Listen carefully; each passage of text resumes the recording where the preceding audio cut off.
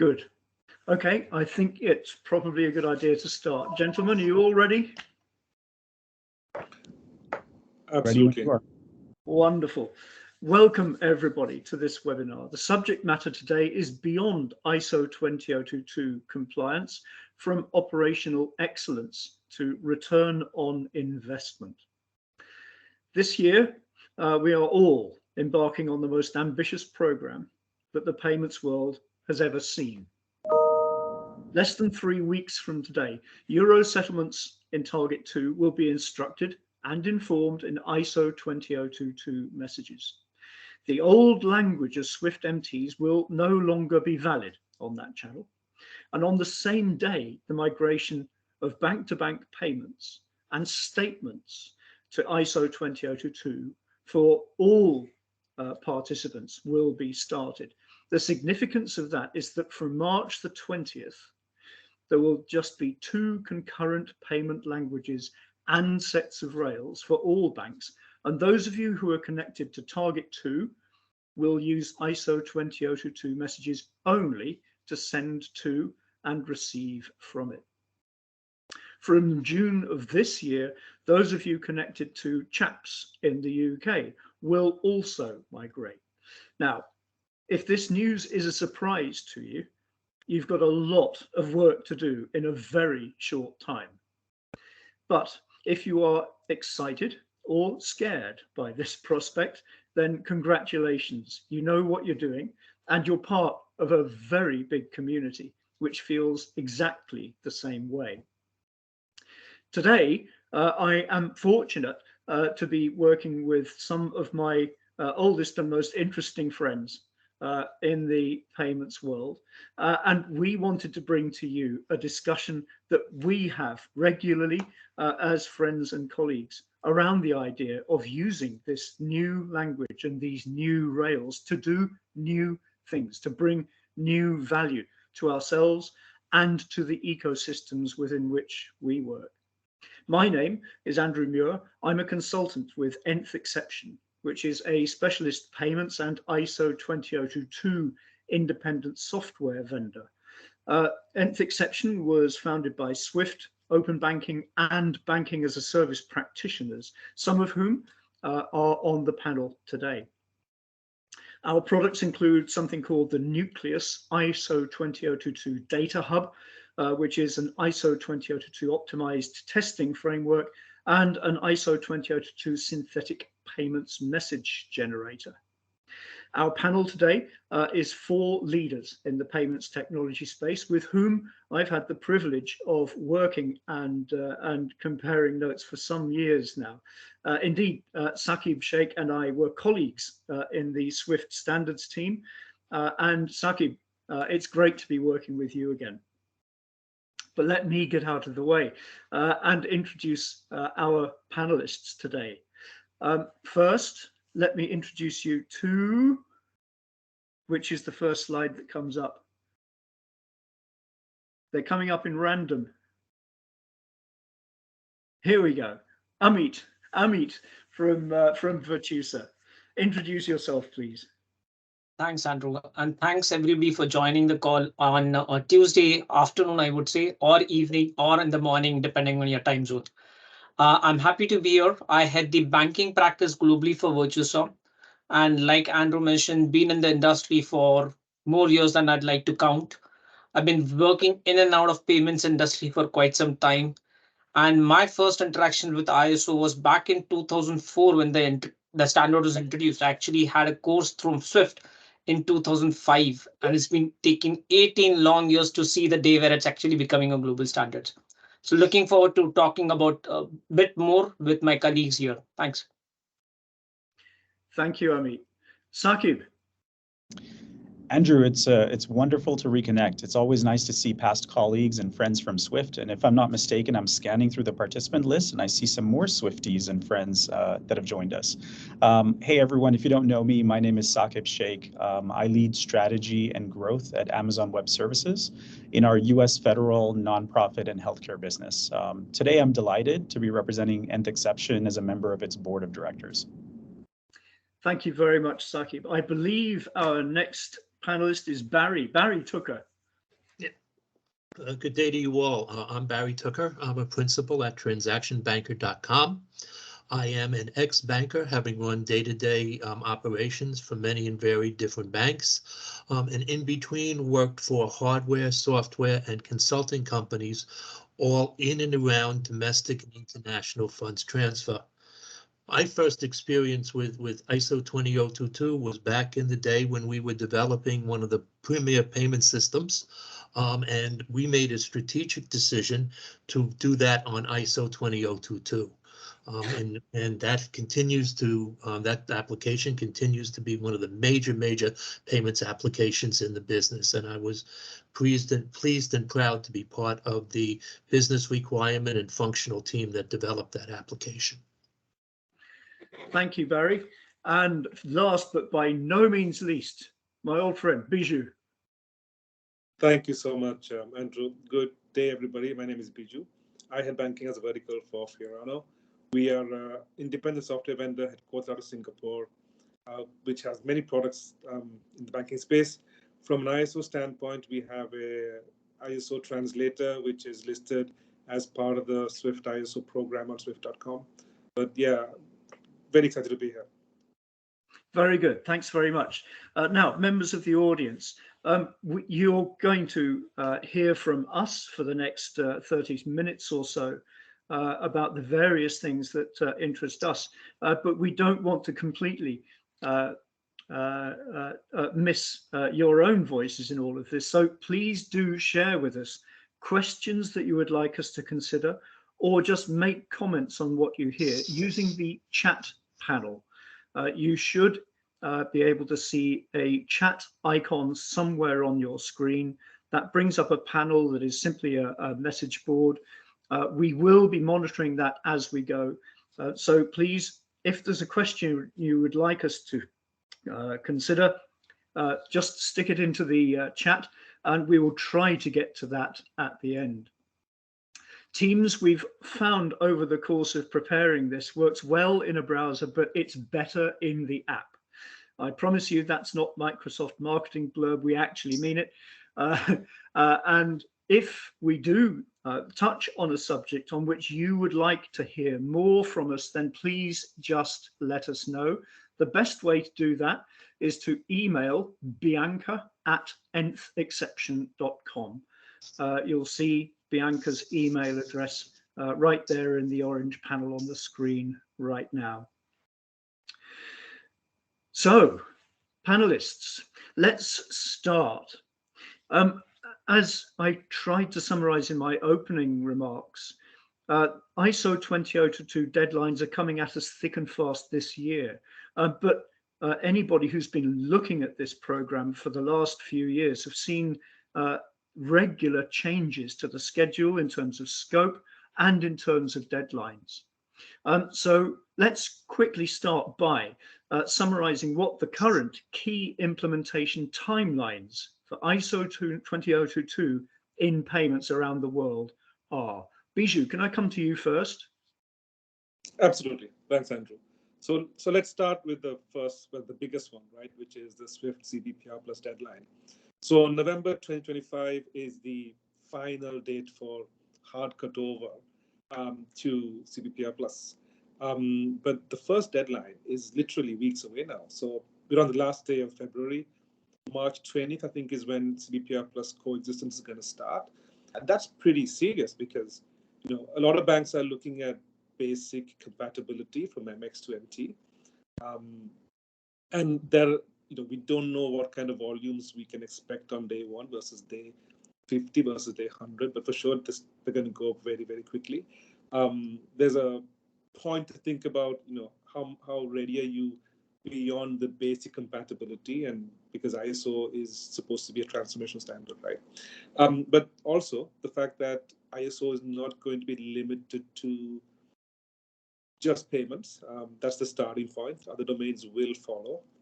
And by no means is ISO 20022 limited to just the Swift network. There are equally, in fact, much more, I'd say, stringent deadlines with other schemes and other market infrastructures. While the Swift network has a fairly comfortable coexistence period, others do not. So maybe I think, Andrew, you can throw some light on UK and Europe specific impacts. Oh, yes, absolutely. The first market infrastructure to migrate in Europe is, of course, the big one, Target 2. Again, as of March the 20th, every message you send to Target 2, everything you receive from Target 2 will be in ISO 20022. And the entire Target 2 user community, which is around 1,000 banks, needs absolutely to be ready for that, because it's a migration, a big bang migration. Everything cuts over that single weekend. The Bank of England moves to ISO 20022 for CHAPS, real-time gross settlement, in a move that it calls Transition State 2.1 in June of this year. By which time, of course, we're all going to be experts, because we'll have been using ISO 20022 for regular bank-to-bank payments for a good 3 months by then. Some of you may have detected a certain amount of creative cynicism in my tone, and I don't actually mean it to be cynical, but it is a new language. It's significant that there is not one single piece of business data in the payments process that is called the same thing in ISO 20022 as it used to be called using Swift MT. So we all have a whole new language to learn. And of course, it's not just the language of the transactions and the pieces of business data. It's the rails on which Swift payments run, whether those payments are running to real-time gross settlement systems or between banks. There are protocol level changes that our infrastructure, of course, needs to be ready for, but also we need to be ready for when we are trying to solve a problem. The way in which we describe the information, the data in the payment with the problem is all going to change, and going to change very, very, very soon. So there is a lot to do. But that's Europe and the United Kingdom. Barry, what's happening in America? Yeah, well, in America, you know, our dates are different. The Swift implementation is less than 3 weeks now as we sit here. Earlier this month, as most of you know, the Clearinghouse announced a delay in their ISO 20022 implementation, now pushed out to April of next year. And the stated reasons were interesting. And I'm going to quote, the new CHIPS migration date will allow CHIPS participants to better manage the global transition to ISO 20022 message formats by retaining sufficient timeframes between the migrations. Further, the new migration date allows CHIPS participants to manage and absorb changes from ISO 20022 conversions in other jurisdictions. The rumor has it, however, that the delay was an ask from the CHIPS Business Committee, as participants and vendors are not ready or were not going to be ready. So just interesting facts. The Federal Reserve is going to implement ISO 20022 in 2025. So just in time for the final SWIFT deadline. They're in the midst, as many of you know, of implementing their new FedNow payment service, which is going to happen and go into existence later this year. So I guess, to use a truly British saying, here in the US, we have to mind the gap, and the gap just got wider. And this is going to lead to some operational and procedural issues, and such as data truncation, storage, and access, which we'll talk about here in a little bit. At the same time, our friends up in Canada, they're following all of the SWIFT ISO 20022 timelines, and they're going to go live next month using the format based on the CDPR+, and they foresee MT being shut down in 2025. As I said right at the start, this is absolutely the most ambitious program I think I can remember in my working lifetime, most of which has been spent in Europe and the UK, and of course, as we all obsessed also by what's happening in the US. But that's just two parts of the world. Amit, is there more happening in the rest of the world? Great, Andrew, right? If you look at Asia, Asia has already been implementing ISO 222 in their domestic clearing side, with India starting it in 2011 with its IMPS scheme. Singapore fast went live around 2014. Australia NPP is also 2018 timeframe. Now what is happening is likewise, the rest of the world where high value payment schemes are actually moving to Swift and Swift ISO 222. The same things are started with the Asian high value payment schemes. It was led with Thailand's RTGS, which is the BharatNet, which went live in summer of last year, closely followed by Malaysia's RTGS system, which is Readiness. Singapore MEPS has also gone live. So they've already migrated their high value payment systems to there. Australia as well as New Zealand are planning to go live into March of 2023, so in line with Swift deadlines, but their coexistence periods is supposed to last only up to November 2024. So that's interesting. Similarly, LATAM countries have also started migrating on the ISO journey. Again, the real-time payment schemes or the immediate payment schemes or the local clearance schemes have already started the journey from migration perspective. It's interesting that it seems, as you mentioned, finally the globe will start speaking the same ISO language, and ISO, which was conceived in 2014, will finally become the global financial machinery standard. Now, funny enough, I think this discussion is going to be focused only on payments and use of ISO in payments. But ISO is supposed to be a financial messaging standard, not just a payment standard.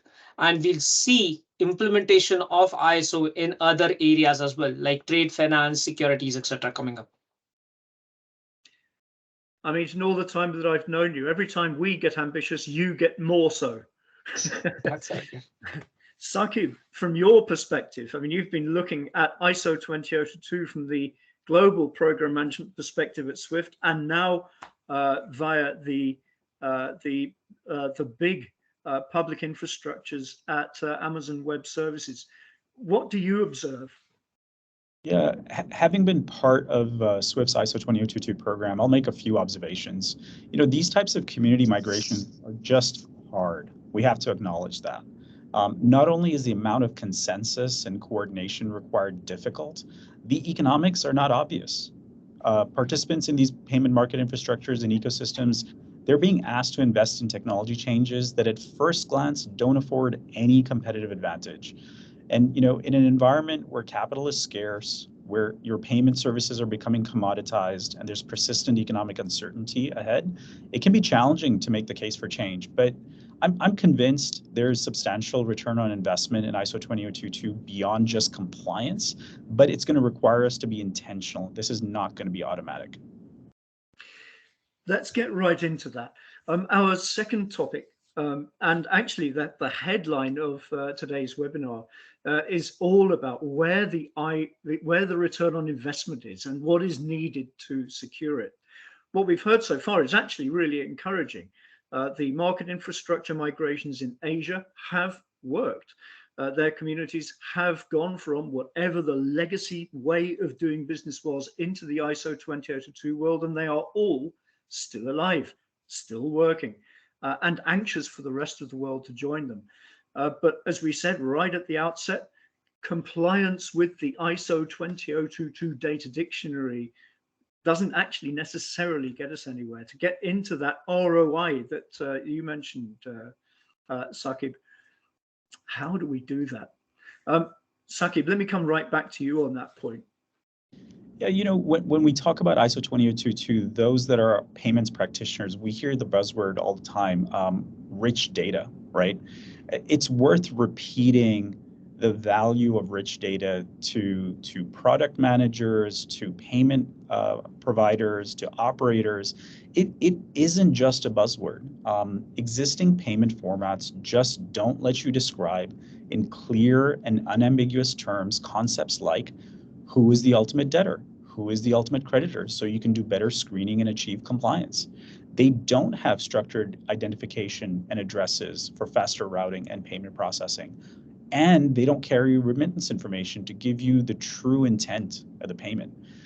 As a bank or a payment intermediary, I want to deliver fast, safe, and insightful payments. ISO 20022 allows you to do that like no other. Your customers, your corporate customers, in turn want meaningful business information, like what products and services is this payment for? What adjustments, if any, should be made against this payment and forthcoming payments? And how do I reconcile all of that, right? They want to do what they don't want to do what they've done in the past, which is receive a payment and then communicate out of band what this payment is about. All that's wasteful, and it delays delivering the value of that payment. With ISO 20022, banks and payment providers can now deliver a lot more business value using the data that's embedded right alongside the payment. I think that's case number one. Thanks, Saqib. Biju, this doesn't come automatically, as Saqib said just before we cut into this subject matter. Where are the problems? So that's a good point. So on the one hand, a lot of these Swift publications talk about better harmonization, and that's absolutely a value add. But like Saqib mentioned, the value of migrating to ISO is really in the data.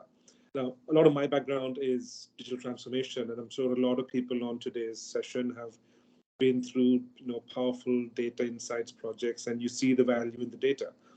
ISO is absolutely all about the data. The value of the migration is in the extra data that is going to accompany payments messages. So payments metadata, if you will.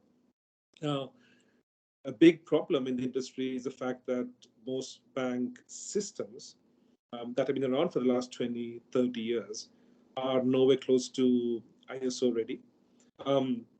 Which means there is no, in very simple terms, there's no space for the extra data in legacy systems. So when you think about the world migrating, a very common problem we are seeing, and it's come up in today's chat questions already, is about data truncation.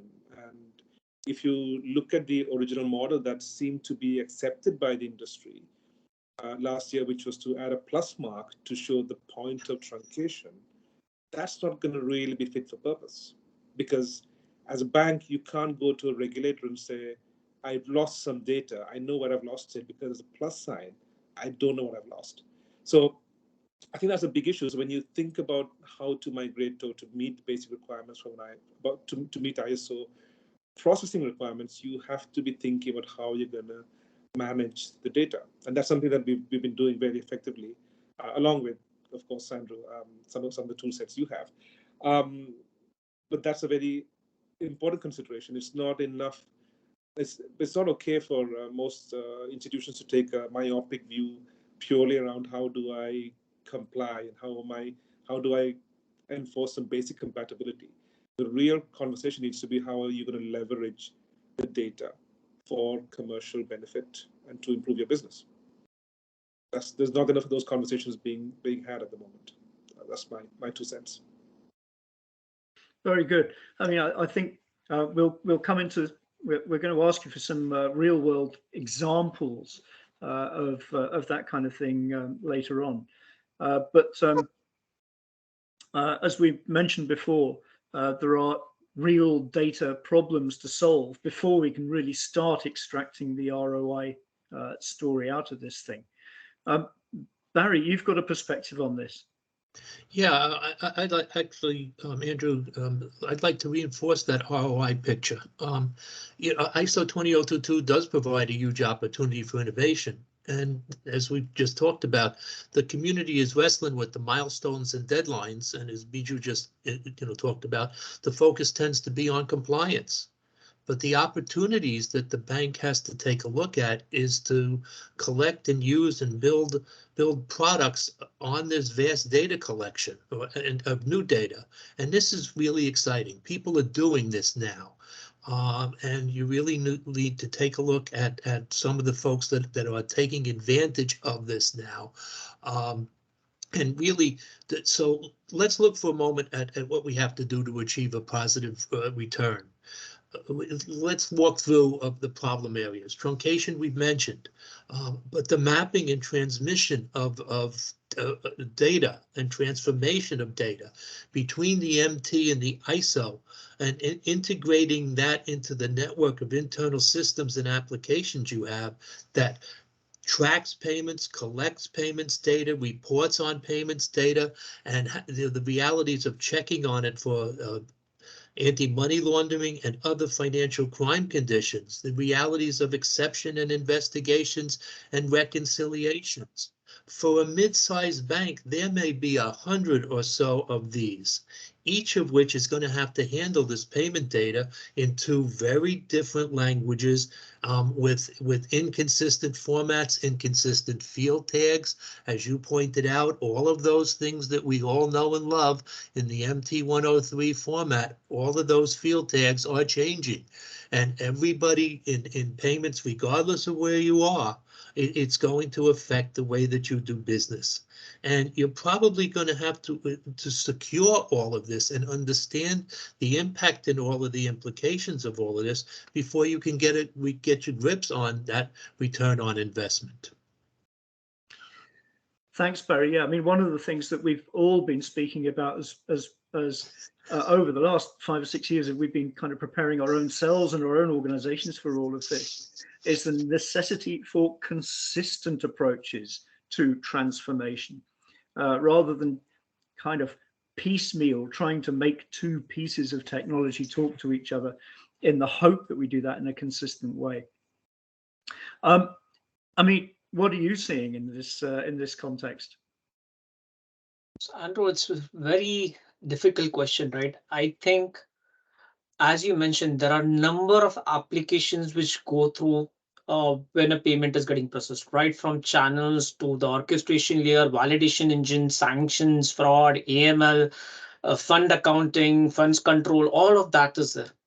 For a typical bank, that could be hundreds of applications through which it has to go through. And what I'm seeing is I'm seeing banks look at ISO in two different formats. There are larger banks which have already started discussing it strategically. They've created white papers around it. They've started talking to the corporate customers around it. Those are the large, really large tier 1 banks. The people who make this major, Swift part of the Swift board, the people who are actually driving 80 to 90% of the traffic. Okay. And then there are smaller banks which really haven't seen a need for ROI at this stage. They think of it just as an infrastructure upgrade. It's been kind of forced on them. They're happy to use the MX to MT translator which Swift is given them and continue as is. They haven't really seen a ROI as of yet. The question which is there is what would it do to take them to that ROI stage? Most of the ROI conversations which is happening or discussions which are happening across the globe are primarily into two broad buckets. One is simple cost optimization. We've talked about it. It allows you to bring out higher STP. It allows you to provide enriched data, which can help me in my sanctions processing.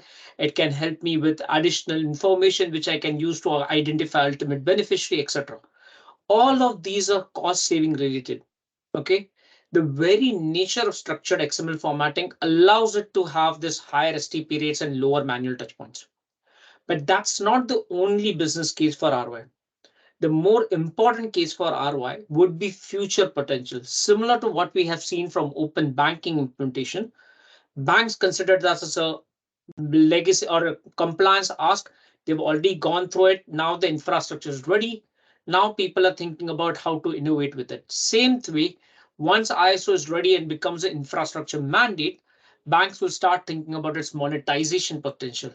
And that's where we will start thinking about how can you create customized solution by industry. For example, right?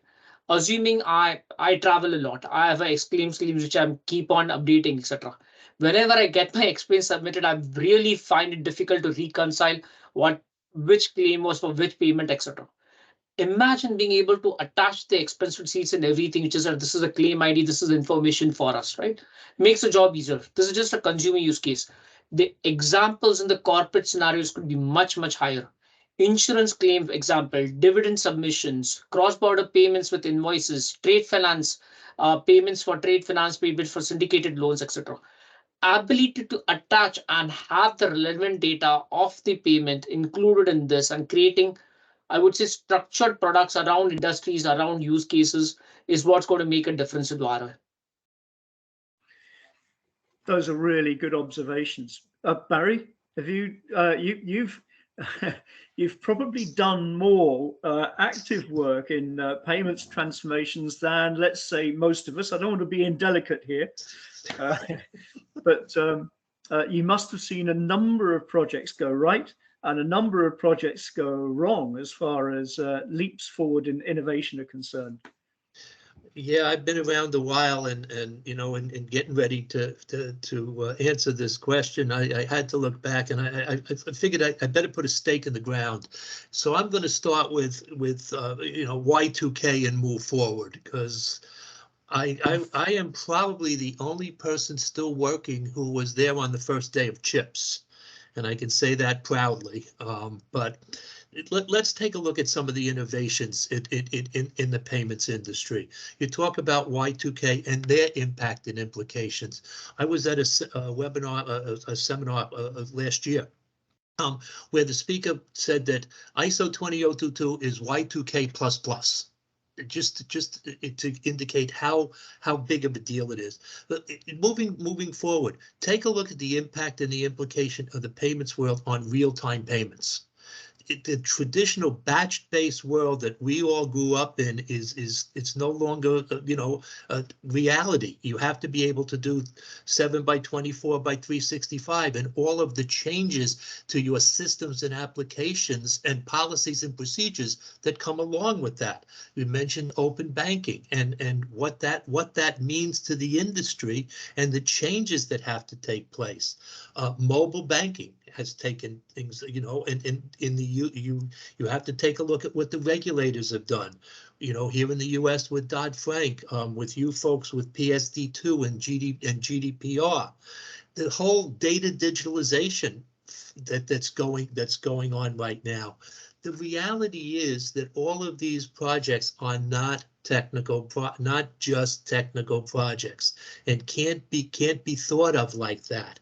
So you need, in all of these things, you need that stakeholder engagement. You need you need all of the stakeholders. You need to have a planning team, a project team. You have to understand what your application vendors are doing, and your reliance on those vendors and their dates, their deliverables, and their timelines. And you cannot minimize the need for testing. End-to-end testing, regression testing, positive and negative testing, you know, operational readiness testing, and lastly, at the end of the day, understand the impact to your customers. And all of these things have to be considered and had to be considered in all of these projects and all of these, you know, industry initiatives that have just changed the whole way banking, the way that we knew it, is being done now, and will continue to continue to change and evolve. You've raised a really an issue that's really close to my heart at the moment. There is no doubt in my mind that there is not enough testing going on as we sit here today to prepare for the key milestones that are so close. Okay, the 20th of March, there's a limited amount of testing you can do between now and then, but you really do need to know what the payments are going to look like when they come through your door on Monday, the 20th of March. And that means getting your key counterparties, correspondents, and customers to send you examples, because they're not going to be uniform.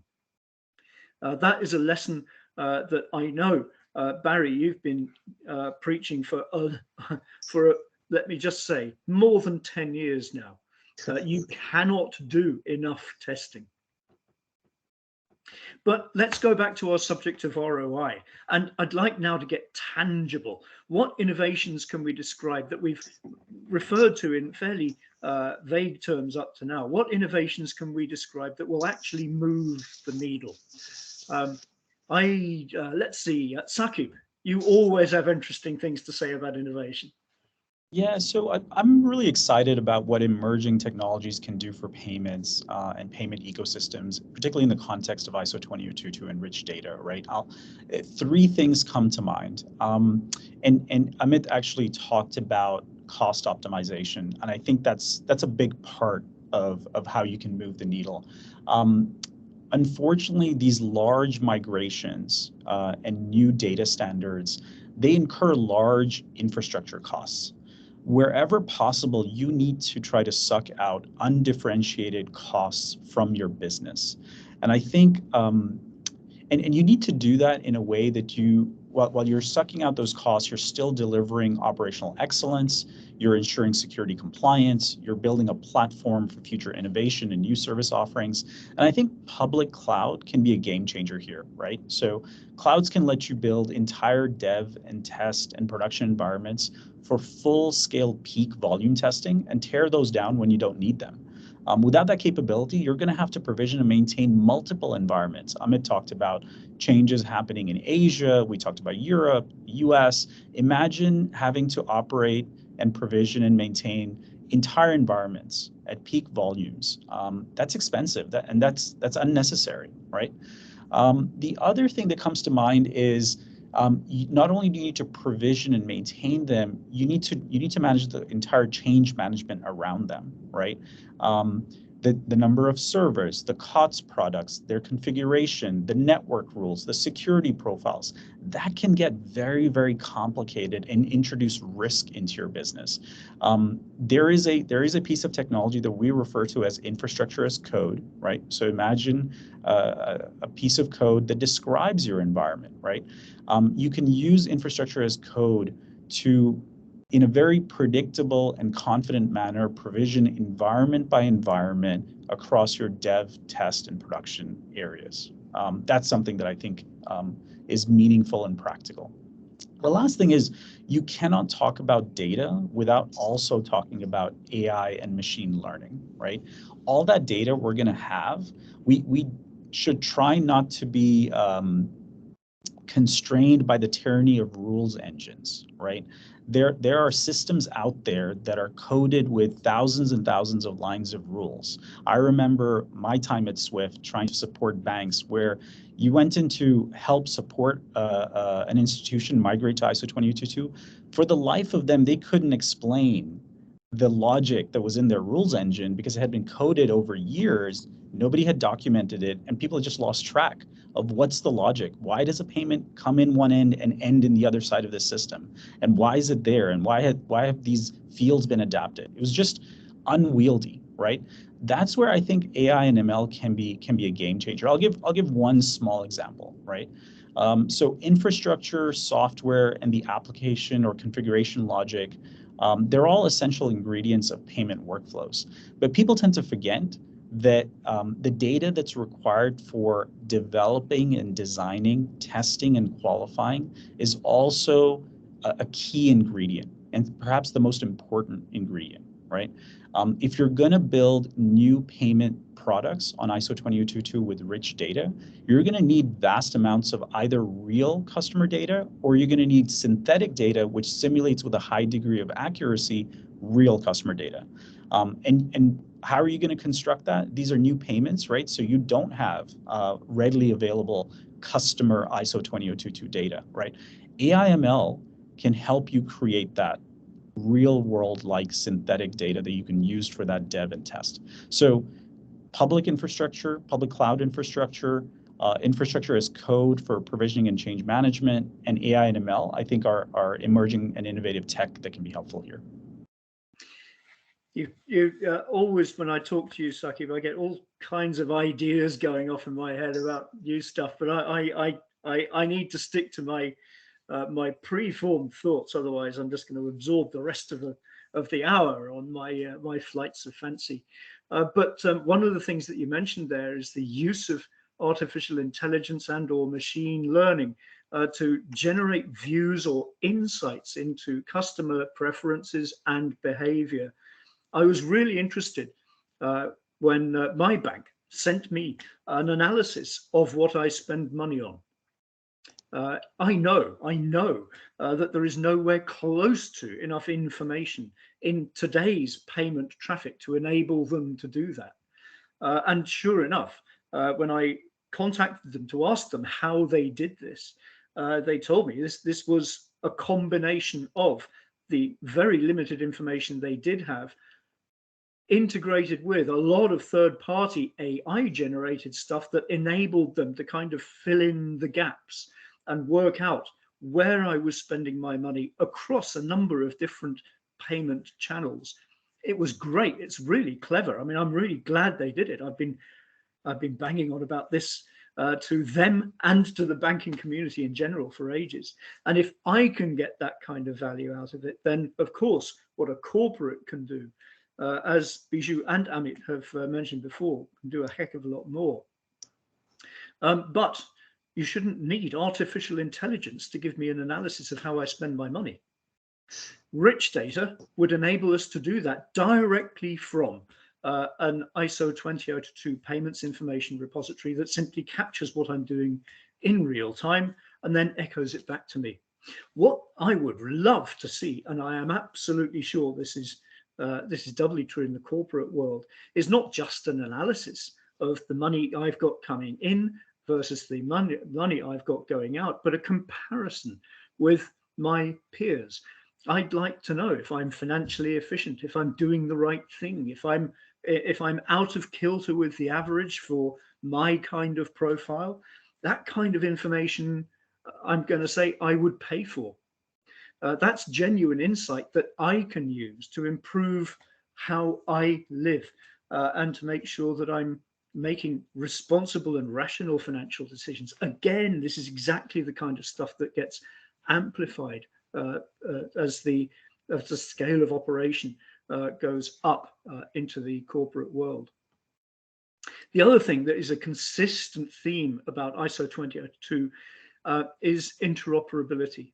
What it enables users to do is simply to federate and integrate systems much more easily, because of course they don't have to worry about whether or not they attach the same meaning to the same piece of business data. So we're already seeing collaboration between payment market infrastructures for the extension of real-time gross settlement across different jurisdictions, which I think will be really interesting to watch. Especially as financial relationships, real-time financial relationships between big market infrastructures, for example, in Europe and the US, or US and Canada, start to emerge. For sure, that's an opportunity to get a whole lot more efficient and a lot more effective about how money moves around the world. And it's something, of course, that is also a threat if your business is moving money between those jurisdictions outside the integration of payment market infrastructures. But nonetheless, there is no such thing as an innovation that doesn't produce new opportunity. We've also spoken, I think, about using federated, rich transaction data sources to improve community-based information repositories, like, for example, grey lists. If we are genuinely using the same business data and business data definitions in our core processes, then we can federate that data much more meaningfully and much more easily in order to improve the way in which we track what kind of transactions and what kind of institutions, individuals, and patterns should be of particular interest to us as we try to make the movement of money not only faster around the world, but safer as well. But I did say I can be really lucid on this subject for ages. Amit, shut me up. Give me some, give us some more tangible ideas.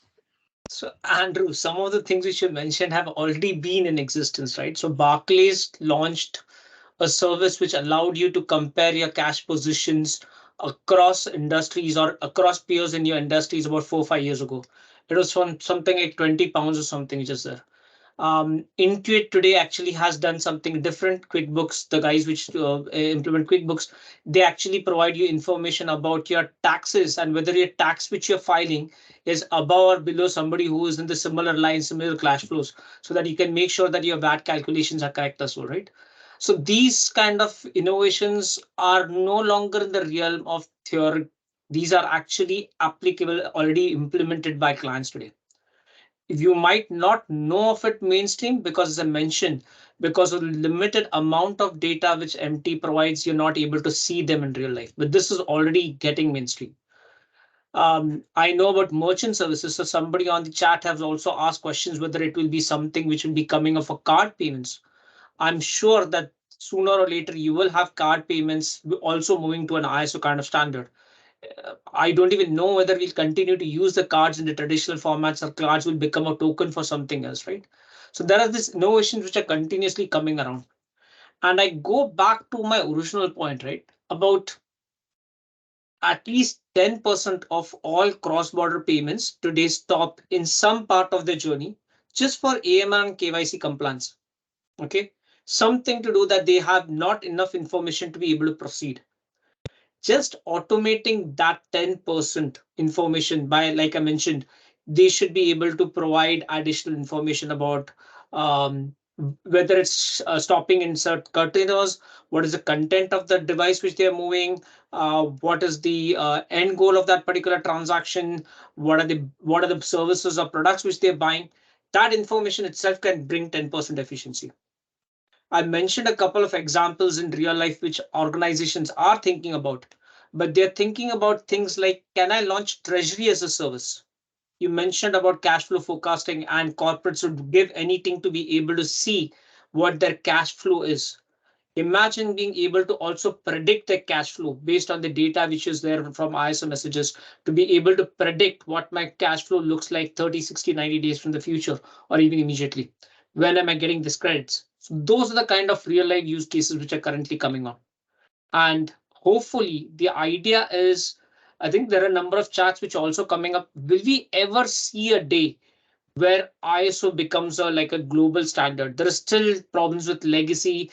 There's still problems with core banking systems not able to handle it. As I mentioned, most of the banks, what they're doing is they're converting from MX to MT, handling internally as empty messages, processing as empty, and then just sending it out as MX again. And that is about, I would say, 90 to 99% of the banks are following that approach, just because it's impossible for banks to radically overhaul all the systems with the payment touches into this particular flow. So the idea behind that is, don't look at it from an existing product change perspective. Because if you start to look at it that I need to change my legacy, there is no ROI question. There's very difficulty to, the challenges to upgrade your systems. Think about it from a new product launch perspective. What we found is it's easier to launch new innovative products on ISO, which can be a completely different product or service proposition for the banks and the financial institutions in general, than to try upgrade their existing core systems. And that's where we're seeing a lot of value as well. Yeah. I know we're running out of time, so I'd like to hand it back to you. But if I can add a point, right? I mean, if you remember what so when I say we, it's Virtusa, Interception, Firano, AWS showcased at Cybos last year. We presented a model where we took the ISO data outside of the legacy system, and we were able to do, I mean, things like data glue back, and automating 199s to prevent payment breakages in correspondent banking, and data enrichment. So there are ways to handle this without impacting legacy systems. And you can contact any one of the companies here. I mean, Vachusa, Amit, myself, Sakib, Andrew, Barry, all of us are doing different parts of this. So, I mean, do feel free to reach out. There are ways to do that quite effectively.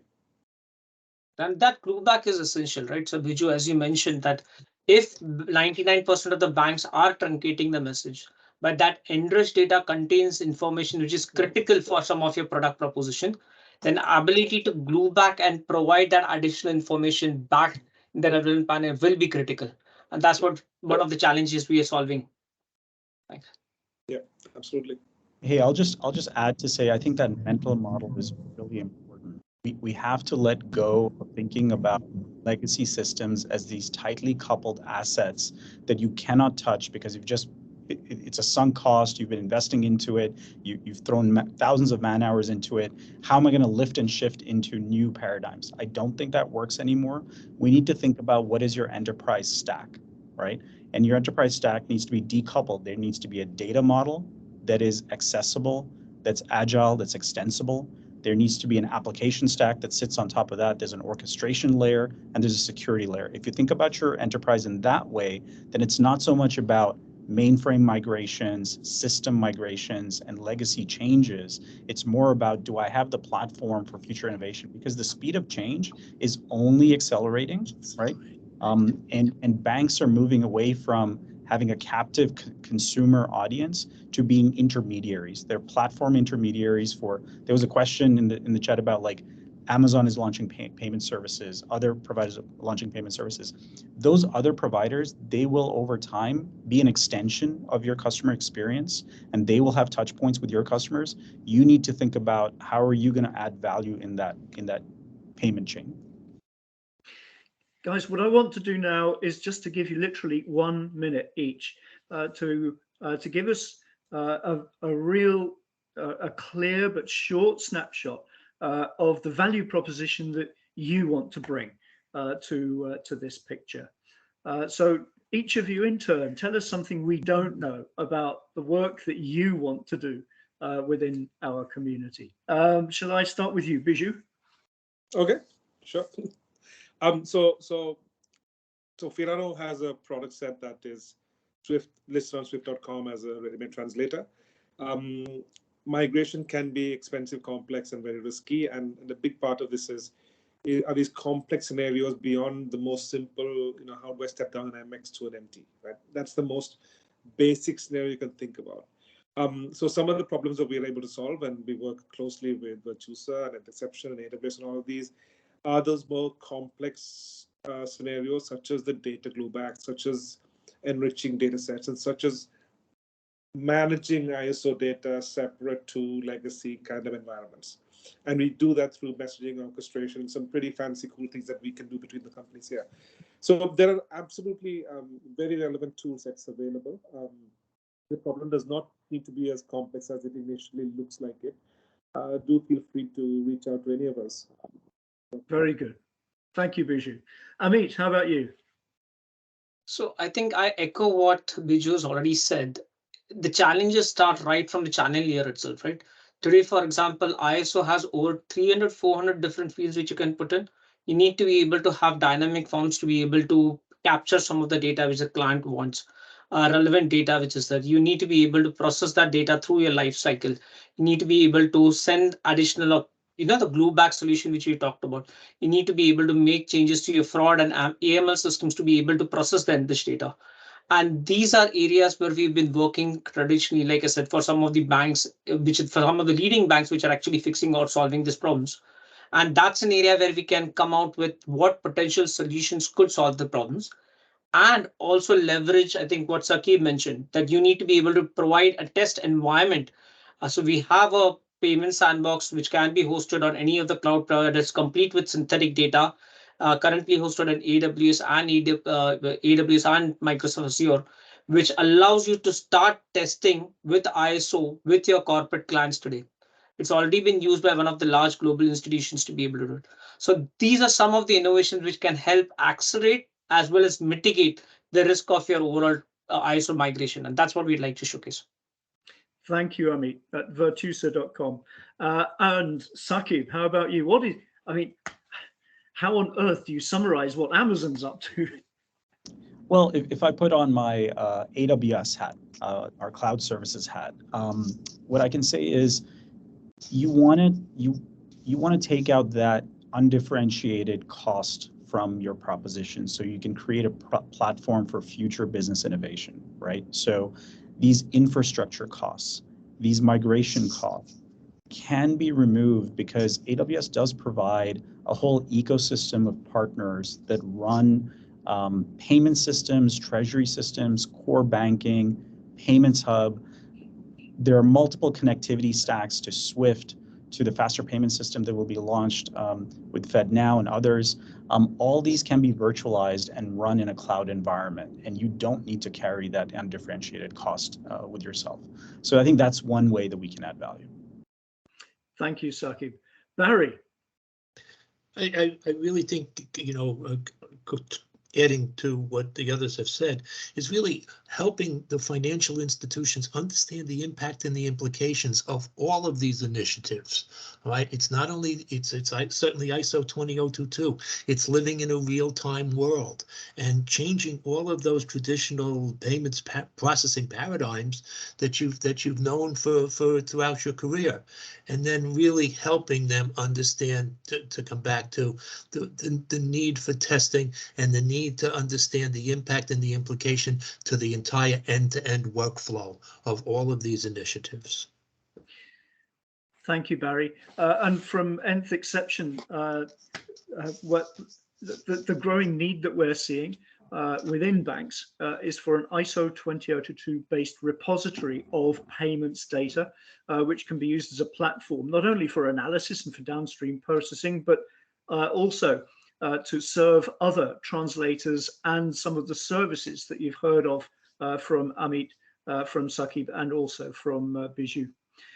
We also have the ability to do test data generation. And frankly, at nth exception, there is nothing we like more than a nice, big, meaty ISO 20022 problem to solve. So we have that kind of consulting capacity as well. So if you're interested in any of these products or services, do get in touch with Bianca at nthexception.com, and we will be very happy to put you in touch with the right people. Now, we have 1 minute to go. I am really sorry. We have had so much fun talking about all of this stuff. We've slightly overrun our original schedule, but I do have a couple of questions for the panel, if I may. One is, I think, a really important question, which is just where is the best place to learn about ISO 20022? That is probably best answered by Saqib and me, coming back, referencing back to our Swift days. Swift.com is a great place to start. ISO20022.org has a lot of really hardcore detail in it about ISO 20022 structure, methodology, messages. But actually from Swift.com, you can also go to Swift Smart. If you work for a financial institution that is a Swift member, you have free access to Swift Smart, which is an online training and education portal which has loads of good stuff about ISO 20022 for payments and for the translation project in particular. Saqib, am I leaving anything out? The only other thing I would mention, Andrew, is My Standards, right? So you always need to take the base ISO 20022 standard, and it needs to be instantiated for a particular scheme, right? So My Standards, for many of the schemes that we've referred to today, CBPR Plus, Target 2, others, those specifications are available. They're downloadable. For CBPR Plus, there's testing capabilities that are available. So that would be the other resource I would provide. Very good.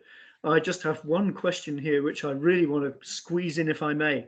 Will central bank digital currencies, or CBDCs, or cryptos make all this ISO 20022 stuff irrelevant? Barry? I actually think, Andrew, it's the other way around. ISO 20022 is going to level the playing field between the simple and complex transactions, between the traditional currencies and CBDCs and fiat and crypto. And assuming that digital currencies become ISO 20022 compliant, they will become more accepted as they adopt these global standards and by use by many of the institutions. So I see it the other way around. I think ISO 20022 is going to be a help, not a hindrance to CBDCs. Thank you, Barry. Amit, Biju, anything to add? No, not. I mean, go on.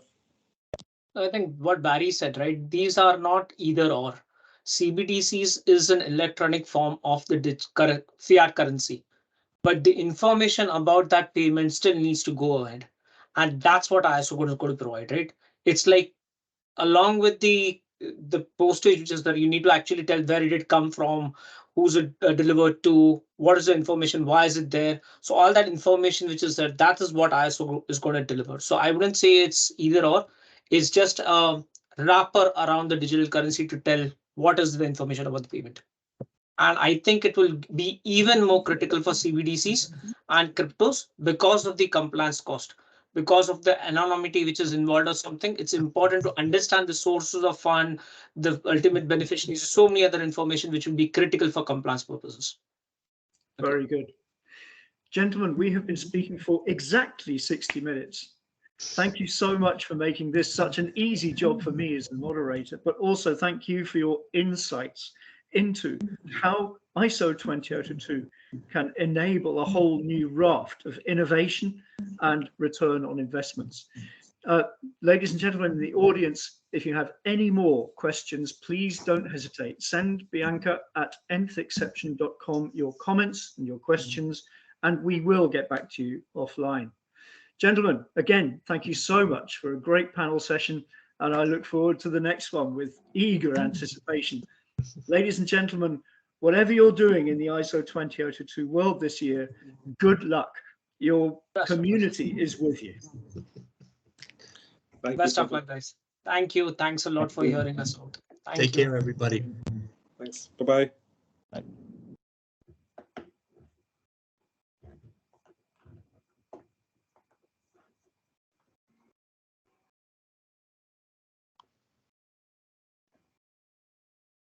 Okay. Everyone's dropping off.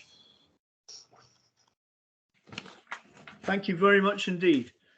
I thought that was, well, just typical of all of our conversations. It was good, detailed, insightful, inspirational in some ways as well. Current, future, and history all in 1 hour. I thought that was, our delegates should have thought that was great value for money. I think it was good. I mean, I'm glad. I totally forgot about the whole Cybos thing, right? That came up at some point halfway through. So could we had that? You got it in. You got it in. We still have a lot of attendees on the call. My chat panel froze. I couldn't see anything. Mine too. I couldn't see anything. I still got a circle. I still got a circle going around. So we have quite a few questions that are left unanswered. So what we'll have to do is make sure that we go through them and we can reach out and can we get can we capture who asked the question and what the question is? Should be there because the chat history should be available to the presenter. We should be able to do that. And as you mentioned, I did look at the chat window. I tried to incorporate some of the questions and the feedback was coming up into the answers of the questions as well. But I think there were many which we could not answer. And my thing is, if you can copy paste it either after the section or something, we can just put that as a note. Well, perhaps if somebody, and I still can't get the bloody chat panel to come up. No, I mean, otherwise I'd volunteer. But if somebody could capture that and literally just send a quarter of it each to us. So Andrew, if you go to your Teams app, you will have access to all this conversation, and I'm going to forward it to you all as well. Just to remind you that we still have a lot of people here live. Okay. Yeah, perfect. Good. Guys, I do need to drop off. I'm late for another call, but really nice talking to you all. Thanks a lot, and thanks Bianca for organizing everything. Likewise. Cheers. Thank you, everybody. Andrew, Bianca, good job. Barry. Really good. Guys, take care. Bye. Thanks, Thank you all. Bye-bye. Been fun. Take care. Bye now.